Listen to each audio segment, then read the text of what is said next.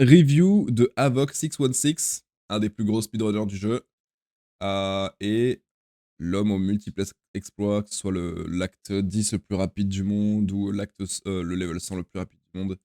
Un joueur avec un peu de background. Okay. Il a joué exclusivement Ranger, je crois d'ailleurs, sur le Access. C'est juste que je vois pour le son, normalement on est pas mal. Ouais, normalement on est pas mal.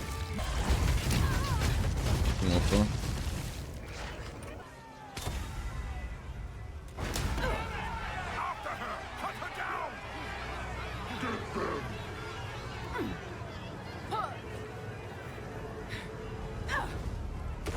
It is important to note this video is primarily based on my March and June playthroughs, meaning that come early access on December 6th, the game most likely will be different, and any feedback given in this video may have already been addressed. On that note, the primary goal of this video is to, of course, provide feedback to GGG, emphasizing gameplay and design elements that stood out to me, but secondarily, for the players and community, I hope I can further the discussion on some recurring topics, especially in regards to combat. Now, with that settled, my opinion on Path of Exile 2 after 12 hours of playtesting is Path of Exile 2 is good, and Path of Exile 2 is its own unique game. If I had to give 3 additional reasons to play PoE 2, they would be meaningful combat, improved accessibility, and higher intensity boss fights. To expand, rien que par rapport aux combat autres versus trash monsters has a mix of both zoom and challenging encounters. Non plus, rien à voir. Certainement plus fluide. Accessibility has been improved without removing depth, simply by hiding complexity. And endgame level boss fights can be experienced during the campaign. En cachant la complexité, je sais pas si c'est le... see improvements to the following systems during early access. The first being mana. As a player, I just don't believe resource sustain is a compelling problem to solve, especially because it feels bad when you can't cast your skills. Secondly, crafting. I believe PoE 2 has an opportunity. Mais attends, parce que ça là, par rapport à ce point-là. Bon, après, il va en parler, on verra plus tard. Mais le mana, je trouve que c'est intéressant, vu que l'auto-attaque est linkable sur PoE2. And third, further development of meaningful combat. Not because there's anything wrong with it, but because it's actually amazing. And I see significant potential for it to get that much better, especially as you get more tools and options to meet various encounters. Now, during this introduction, I will be reviewing my March Ranger playtest, discussing atomization, gearing, and gameplay decisions, overviewing Ranger build archetypes, and in addition to the main run, analyzing how my 2 bonus speedruns went. Furthermore, I'll also be examining various design choices, such as the disenchant system or meaningful combat, and drawing comparisons between the March and June versions of the game to hopefully make progress on the following questions. How hard should the game be, and how fast should the game play? I'm curious, by the end of the video, if you'll agree with my conclusions. If not, I'd love to hear what your opinions are. With that being said, let's get into it. Starting with the March playtest, immediately after, I was concerned with the scarcity of items and overall just slower-paced gameplay. In that version of the game, the best way to speed things up was to slowly collect gold, to eventually gamble for weapons at the vendor, a tiresome but necessary task. However, in the June playtest, I felt this concern was addressed, with both item drops and gold feeling more plentiful. The gameplay was also faster, and our characters were much stronger, which of course felt great, but also fair. Fair because if I started playing too aggressively, I would eventually get checked, because both trash monsters and bosses would fight back. Ça, c'est tellement une bonne chose. Allowed the game to create periods of higher paced blasting that was kept in balance by tougher encounters that require strategic gameplay to move onward. This combat dynamic is fundamental to what made my PoE 2 playthrough so engaging, which is why I'll be emphasizing and expanding on it throughout the video. But before I do, let's shift gears. Le co-op gameplay, ça a l'air giga cancer. Loading into the riverbank, the first thing I need to talk about is this insane level 1 chest from the bloated Miller. Life, cold res, and stun threshold are all great stats, but the biggest game changers on this item are actually the 17 energy shield and 2.6 life regen per second. These recovery modifiers significantly reduce the impact of chip damage during both boss fights and trash clear, meaning more time spent blasting and less time spent healing in town. That being said, recovery stats and professional speedrunning skills are not enough to rush into level 4 zone early. The werewolf prowlers inside the old forest are a bit too hard for level 2, almost 0 25 de damage, 25%. However, I returned to the old forest later as a level 4 character with just a 17 armor helmet, 22 evasion from this chest, and double the life regen with the crimson amulet. The werewolves were significantly more manageable. Moi je veux dire, enfin ça c'est évident, non? Je veux dire, c'est littéralement ce qu'on a vu nos adas faire ces derniers jours, tu vois, sur PO1. C'est évident. Tout le monde l'attendait sur mode flat, il est arrivé à mode flat level 4 avec du gear, et il a détruit mode flat. Ça, c'est évident, je veux dire. Enfin, tu overlevel, tu overgear, tu fais les zones secondaires, etc. Tu auras le gear pour, il n'y aura jamais de problème, je pense. Hein. Je Scores the pense importance vraiment of que ce que gearing, disait notably in regards to Alkaiser, upgrading item bases during progression and not ce sera skipping pas out on correct defensive layering, a theme that par I found rapport à ce qu'on constantly aura en emphasized réalité. in both the Ranger and Monk run. Now, adjacent to gearing is vendoring and the new disenchant system. In Path of Exile 1, when you vendor an item, you generate transmutation, alteration, or alchemy shards. However, in Path of Exile 2, vendoring an item simply offers gold, and shard generation has been moved to a separate vendor. First question that comes to mind is why? Oh Why create a new system? As a player, this just sounds like one more thing to do every trip to town. But holding off judgment for just a moment and looking at the balance. Attends, j'aime Currently, beaucoup. Attends, ça veut dire que... Je vais le laisser finir là. disenchanting a magic item provides one transmutation shard, and disenchanting a rare provides one alchemy shard. 20 magic Ok. items for one transmutation order that might not hit isn't exactly the most appealing offer, and Ah, je suis finding d'accord que 20 c'est pas eux, rares quoi. in the first place is a tough ask. In this version of the game, the best way to find upgrades of Après, attends, parce que là, il parle que d'early game. Parce que je veux dire, si tu me dis que acte 1 et 2, un rare, c'est une shard, je trouve pas ça vraiment choquant, perso. Si tu me dis que peut-être qu'il y a des modes qui impactent comme sur PO1, qui sont pas forcément obtenables en early, ou peut-être que l'e-level a un impact, etc. Moi, j'avoue que j'aime bien ce système, tu vois. Je l'avais même pas noté, je savais même pas que tu pouvais vendor pour des gold, et à côté de ça, vendor pour des shards, etc. Le choix est intéressant, je trouve. Si tu veux acheter peut-être un ring de raise, tu vas vite vendor pour des gold. Si tu veux, peut-être qu'il y aura des récipients avec, avec ton bench ou quoi, si s'il y a des trucs cool. On sait qu'il est toujours là. Du flat damage, des trucs du genre. Des modes game breaker qu'on connaît pas encore. Peut-être que tu voudras des shards. À moins que ce soit en gold également, mais ça on sait pas. Mais side of lucky j'aime drops l'idée, was en tout cas. gambling, which meant saving 300 to 600 gold or more per desired item slot, a task that wasn't too difficult since items sold for 10 to 70 gold each. With this level of tuning, the disenchant system was C'est comme sur practically Diablo. irrelevant, offering no alternative for acquiring upgrades. Oui, c'est vrai. So with that C'est in vrai, c'est mind, vrai, c'est vrai. if the developers wanted C'est players vrai. to consider the trade-off between accumulating gold and gambling versus Sauf que les sacrificing gold ressources for ont plus de orbs and sens, quoi. crafting on high-level Enfin, bases, plus then the d'impact obvious sur ce que solution tu is vas to en faire. naturally provide more shards. Which, to be fair, is something they might have already done by enabling higher item level gear to Tease de disenchant Colress. for more. Holy. Still, while the system might be fine, my preference is towards Path of Exile 1's automatic vendor system, Forcément. simply because it avoids additional town downtime and extra decision making, which ultimately means more time spent fighting monsters. Moving onward, Après, the j'aime bien le systems fait qu'il y ait and des the décisions en quantity plus à of faire, tu orbs vois. you generate during the campaign directly relate to defensive balance. Currently, if I'm constantly upgrading my gear to the latest item bases and equipping the appropriate resist jewelry, regardless of the affixes on my items, campaign progression feels fair. My potential concern is, if say alchemy orbs are plentiful, we might run into a situation where the balance team deems that well-rolled rare items are required to smoothly progress ahead. And while it's likely that will be the case in later acts or early mapping content, it's worth considering how the amount of necessary gearing impacts the overall campaign experience. Ouais, Right c'est now, the normal, level of non? minimum viable gearing in Acts 1 and 2 feels well balanced and enjoyable, especially Parce so qu'en in the vrai, est-ce que Dune c'est iteration. normal sur PO1 que t'arrives acte 3, tu fais tes crafts de flat fire damage et ensuite t'as des weapons jusqu'à l'early mapping? Est-ce que c'est normal? Hein? Je pense que c'est pas ultra normal. Hein. Donc bon. Non, je sais pas où est-ce qu'il veut en venir avec ça, mais je trouve ça normal qu'ils attendent des joueurs que leur gear soit upgrade, que ce soit avec des mods du bench, que ce soit avec des affixes ou peu importe. Peu importe les nouveaux outils qu'on ait, tu vois. Of the game. Je trouve The pas ça du progression tout from choquant. quest to boss, and zone was challenging, but also fun. There's this constant feeling of forward momentum, which I believe is only possible because of two factors. There was no need to excessively refarm a prior zone, which would have broken immersion, and there was no pressure to overgear for any encounter. Ah ouais?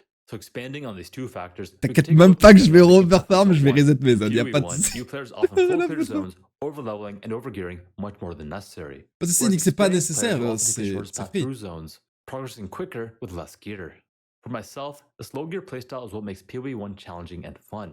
and in the same respect is what made my PoE2 playthrough just as enjoyable.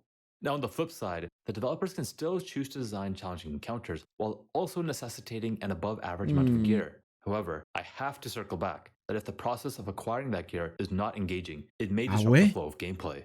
Je Which suis leads pas me to a new d'accord. thread, crafting, and Attends. raises the following question. How can crafting be engaging, but also accessible, while retaining the depth and complexity that PoE players desire?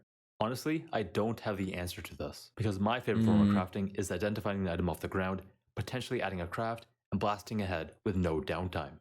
I Ouais, believe mais it would bon. be interesting if a player or content creator that is well experienced with endgame crafting offered their thoughts on how they might implement it. I also wonder to what degree crafting as a system Après, on a needs to be in forcément the pas tous les campaign, outils au as début, the quoi. current gameplay loop is quite engaging without it. Perhaps crafting and the scaling of its complexity is best suited for maps, where small periods of downtime already exist. Zooming Je back vois out ce qu'il veut dire, mais à quel moment tu introduis ces mécaniques aux joueurs, tu vois? Ouais, c'est un zoomer, mais bon. Genre, t'es obligé, tu vois, de. Enfin, le gearing, c'est trop important dans un RPG.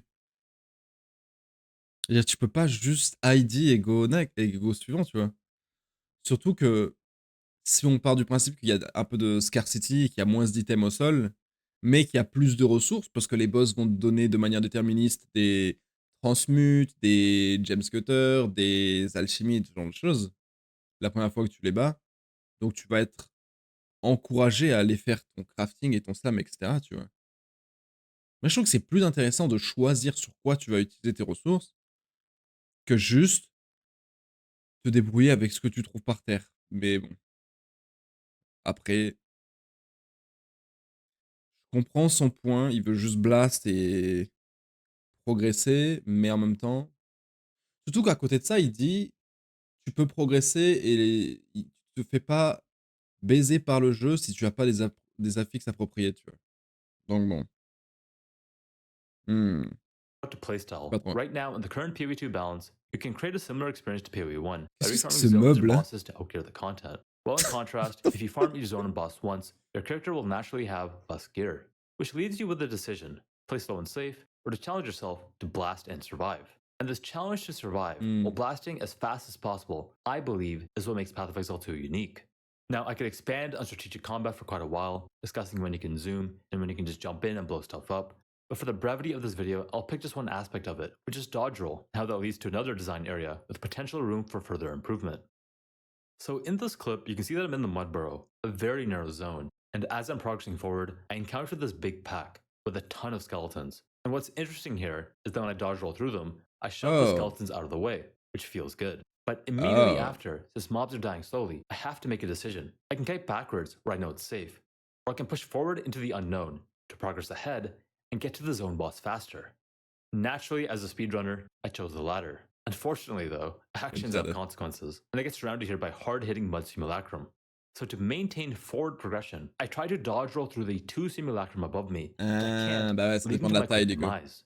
As an experienced player, I can recognize that this death was my fault, but I suspect for newer players, this might not be so obvious. At the very Bon, least, quand they might même. feel confused or even frustrated Bon, without quand knowing the même, mechanics or attends. the feel of the game. Tu te Now, bloques this dans un trou problem, avec which we'll 50 define as a lack mobs. of Si tu agency, penses pas que c'est is ta faute evident quand in the même. June update as Non, well, je sais even pas, in hein. wide open zones. Currently, if you pull too large of a pack, you might get swarmed and surrounded, and some might argue that this adds a level of challenge. But I Quand would counter, même. this challenge is only two-dimensional. Those two dimensions being that you either pull small packs of enemies and take care of them one at a time, or you should just YOLO jump in, button mash, and pray. If you ask me, meaningful combat should offer more than just these two options, involving decision making both before and during the action. Now, if I cooked for a moment, what if dodge roll had phasing? Without phasing, aggressive gameplay is punished and Mais slow il y a une gameplay is sorte de encouraged, phasing. removing Enfin, c'est multiple pas un dimensions of phasing skill parfait, quoi. expression.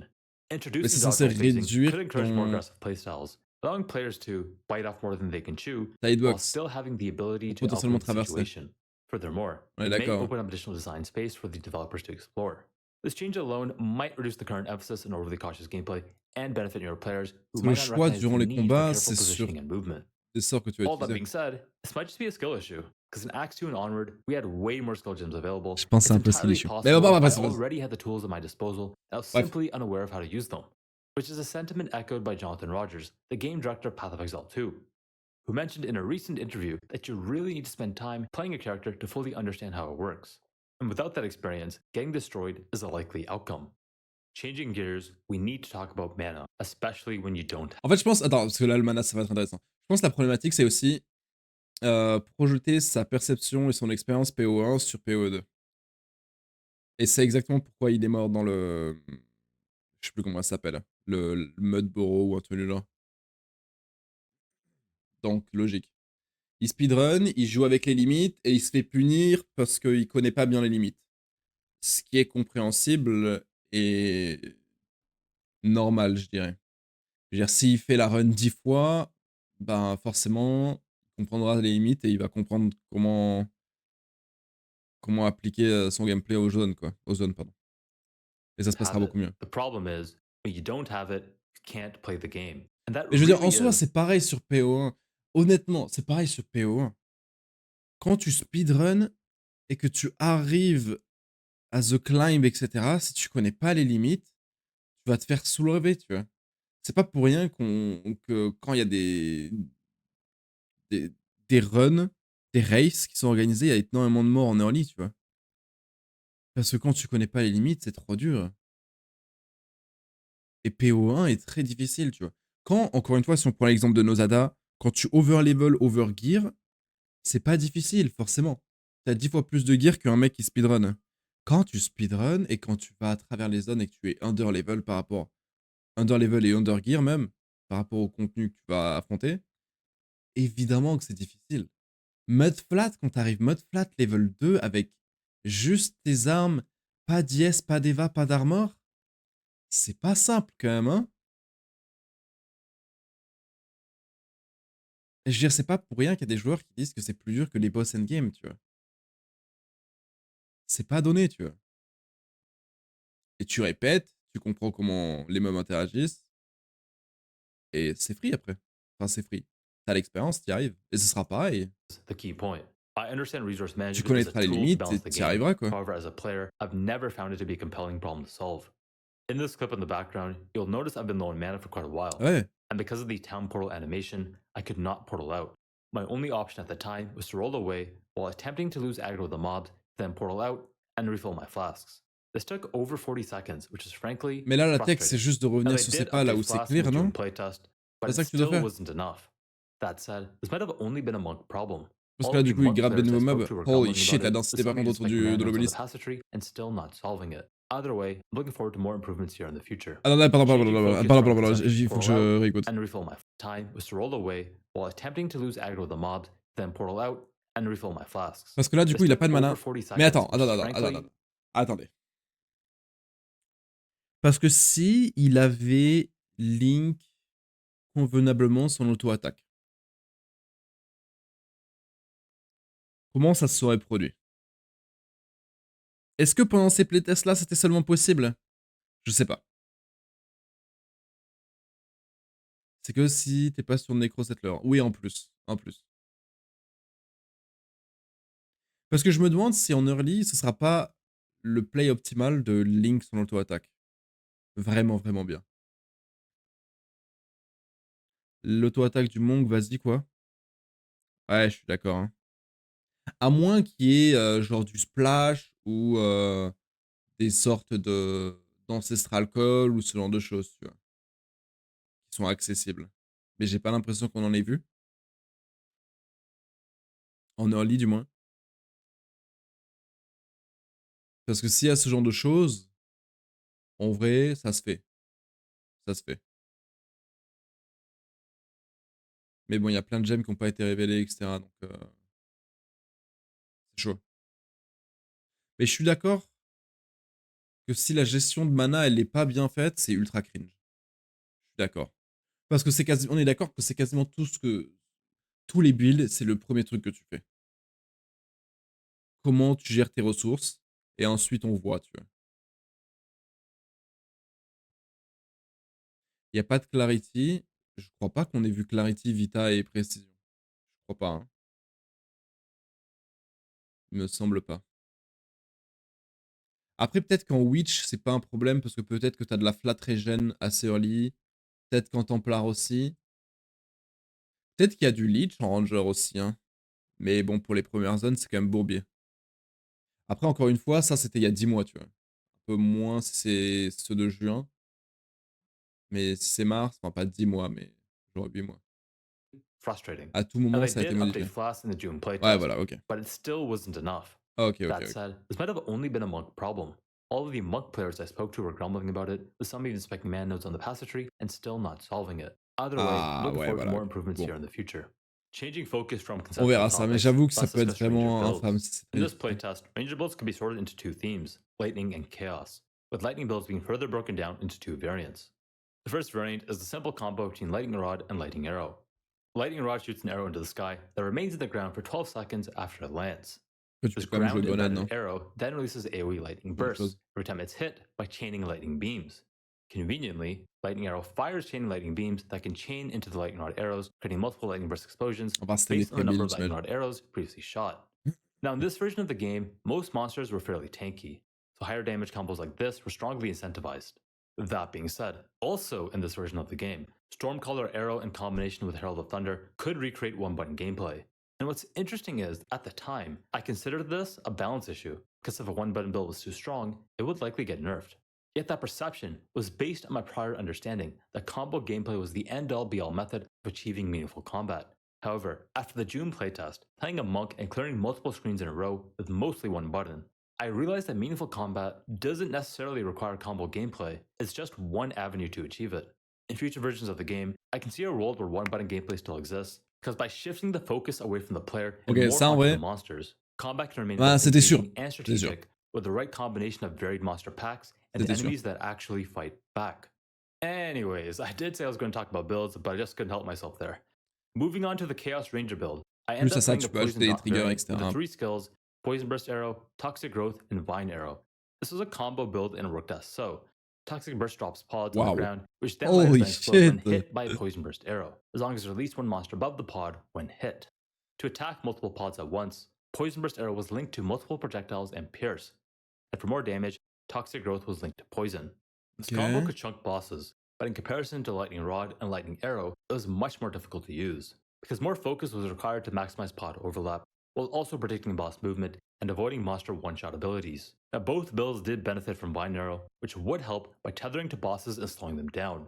But if I was put on the spot and had to choose a build for a new ranger to run, I'll Suppose pick de the Lightning l'acteur, du coup. variant for two main reasons. The first being that the jump back from Toxic Growth messed with my positioning much more than I would have liked, which I might have been okay with if the pod's conditional is a monster above check, Oof. had a larger area in combination with a larger explosion radius. But secondly, instantaneous damage and the ability to attack from afar just feels good. Now transitioning to Speedrun 1, it was a low gear playstyle attempt that selected Escape Shot from the first uncut skill gem, with the goal of using it as a movement skill, and an ambitious secondary goal to clear while moving. The mobility was great when it worked, except when it didn't. It was very easy to use the skill gem and not go anywhere. As for clearing Ah while ouais? moving, that was definitely a bit too ambitious. Simply because, with a starting bow and no extra flat damage on gear, I could not one-shot monster packs in this version of the game. Still, the ability to freeze monsters was useful, and conceptually, having tools like this to deal with swarms of enemies is something I can appreciate and agree with. Il joue ZQSD Progressing d'ailleurs. ahead, since this was my second character, I was able to find the Mud Barrow and subsequently the Devourer rather quickly. However, the fight itself was quite difficult. No life regen, 2 life flasks, and low damage meant it was a battle of attrition, aka just don't get hit. But what if I could freeze the boss? In PoE 2, the chance to apply ailments is based on the magnitude of the damage done, which I believe we can visually see by looking at any individual ailment box. So in theory, if I hit 3 to 4 escape shots, I could have frozen the boss. Yet, it wasn't worth it, because it was too easy to get stunned, and since I didn't have any combos at this point, I couldn't take advantage of the fact that the boss wasn't moving. Furthermore, even if the boss was moving, I could for the most part still maximize my damage uptime, Ah ouais. WASD, and attack Oh, move. quel enfer. Now I have to note, after Le reviewing stun the fight, midair. the stun issue was a skill issue. If we watch the footage closely, we can see the Devourer's arm winding up, telegraphing the ability, Oh. meaning I could have dodge rolled first and then used escape shot for a potential freeze. Oh. Still, how did the overall fight go? Well, as I said earlier, it was a battle of just don't get hit, which I was pretty good at, except for when this happened. Damn. Alright, round 2. Let's try that again. Just don't get hit. Après, c'est sans gear quoi, hein. C'est chaud, hein. C'est skill issue, mais. Anyways, Est-ce que t'es escaping the speedrun 2, vraiment censé we faire had ça some quoi? interesting drops. There will be this Iron Ring and Fire Arrow Quiver. Just like PoE 1, flat damage is incredibly important for attack-based builds, and in PoE 2 is no different, with these two items almost doubling my damage, giving me the confidence to progress ahead to the old fields, a zone overrun with swift striking werewolves, whose swarming nature had previously forced me to retreat during the main run. But with my newfound comme ça, moi je damage, préfère I que ce can soit comme now ça 2 to aussi. 3 shot normal monsters instead of the prior 4 Je to peux comprendre 6, qu'il y en a qui trouvent ça meaning relou. I could play much more aggressively, dodge rolling through packs to clear as fast as possible. However, at the end of the zone, I encountered this evasive werewolf pack, which would not fall over quickly, forcing me to play at range, which introduced a new problem, because there's a second, much larger type of werewolf, which I'm playing at range instead of simply chasing and swiping at you like most wolves. Et du coup, là, il would a plus son truc actually qui freeze. re-swipe instead, doing considerably more damage, with this one wolf repeating it 5 times in a row. Parce que attends. Là, le problème, là c'est le problème, c'est le deck est pas bon là. Le setup est pas bon parce que du coup, il a qu'un seul skill et il a pas le truc qui freeze. Parce que là, s'il freeze, on est d'accord que c'est free. Sur les trash mobs, surtout avec le flat damage, etc. Il est censé les freeze limite en one shot ou au moins les chill.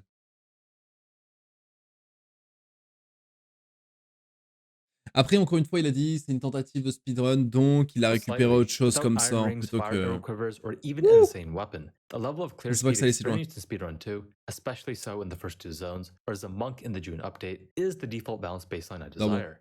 However, the more I review the footage, the more apparent it becomes that I could have been blasting in the March version of the game if I was more readily using my combos and was more knowledgeable in regards to monster AI and monster abilities. Which makes me circle back to Jonathan's statement that you need to spend some time playing a character to really understand how it works, and now I believe the sentiment also applies to monsters. Said differently, Path of Exile 1 is the player's world. You become a screen-clearing powerhouse, and the game becomes an arcade blasting experience. Arcade blasting experience, c'est exactement le terme. We're just living in it. Ultra arcade. Évidemment, les mob types ont du sens, quoi. I posed 2 questions. How hard should the game be? Holy how shit, fast le Ghost should the game Rider. play? And in review of the discussion so far, I've mostly discussed pacing and lightly discussed challenge, a subset of what hard is. Which is the big question.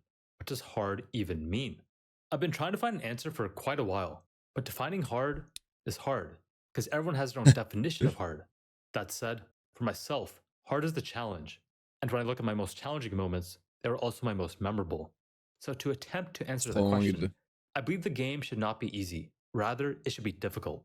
Because if it's too easy, there's no sense of accomplishment, and the experience might become forgettable. Whereas if the game is hard and tuned appropriately, the challenges can be both aspirational and memorable. I hope Tellement based. Regarde, comment les gens ils se souviennent du push de Kriparian sur D3, tu vois. Waouh, putain, il a push Diablo dans la difficulté la plus dure et tout le monde s'en souvient, tu vois. Tout le monde s'en souvient. Là, ça va être pareil, tu vois. Probablement plus simple, tu vois, parce qu'il y a moins de scaling numérique, etc. En tout cas, de ce qu'on sait. C'est pas aussi... bon, bref. La difficulté de Diablo, quoi. Mais en même temps, quand tu vas réussir à clear, tu seras content. Tu pourras pas balancer ton corps sur les boss que tu n'arrives pas à faire jusqu'à ce qu'ils meurent. Et tu vas juste apprendre le fight, evolve, devenir meilleur, réussir, et tu seras content. Et ou alors, tu auras quitté le jeu. Et puis, c'est pas grave. C'est pas grave. C'est pas grave. Si ça te plaît pas, tu vois. Mais en tout cas, ceux qui vont réussir, c'est une dinguerie. Tout le monde s'en souvient. Et c'est trop bien. I hope I really have to struggle with some of them. Cet endroit est tellement there are stylé. pinnacle bosses that are so hard that if beaten, can provide a huge sense of achievement. And knowing the developers, I believe this is what we can expect. Now, moving on to pacing, the more I think about it, the more I realize it doesn't actually matter. What matters is the level of engagement. Oof, wow. The flow of combat. The interest I have in my character. The puzzles I solve along the way. Not how fast I clear a map. 20 seconds versus 20 minutes. It doesn't matter. What matters is if I'm having fun. Personne va utiliser ça en vrai, si. Delivers. Pensez que les gens vont utiliser ça? The actual experience is more meaningful than anything I can say. Whether or not it jives with you. On dirait que ça réserve 50% de son spirit. Should be here on December 6th, and if you can't already tell, even with my reservations, I'm on the hype train. New game, new builds, new monsters, new everything. If you want more footage, you can check out my June playthrough Juste pour de la MS. and my Ranger boss footage here. Lastly, GGG is live streaming everything you need to know about Path of Exile 2 on November 21st. So until then, thanks for watching, and as always, have a great day, Exiles. Très based, monsieur Havoc. Très based. Je suis overall plutôt très content de tout ce qu'il a dit et en accord avec à peu près tout ce qu'il a dit. Parce que tout ce qu'il a dit sur le speedrun et le gearing, je pense que c'est normal. Et tant mieux, tant mieux. Enfin, c'est juste que tu vas le speedrun différemment. Tu vois, c'est un peu comme les mecs. C'est peut-être pas le meilleur exemple, mais en Refless, les mecs, en speedrun, ils mettent plus de temps parce qu'ils ont plus. Ils doivent muler des gemmes, ils doivent muler des trucs et machin. Là, bon, tu vas pas faire ça, mais tu vas un peu overgear. Et peut-être, allez, il te faudra à certains paliers X gold pour choper tes Iron Ring et potentiellement également choper des alchimies ou ce genre de choses. Et ensuite, bon, il y a plein de mécaniques qui n'ont pas été révélées, quoi, hein, pour, que ce soit pour le crafting, etc. Donc ça aussi, ça aussi, ça va aussi impacter pas mal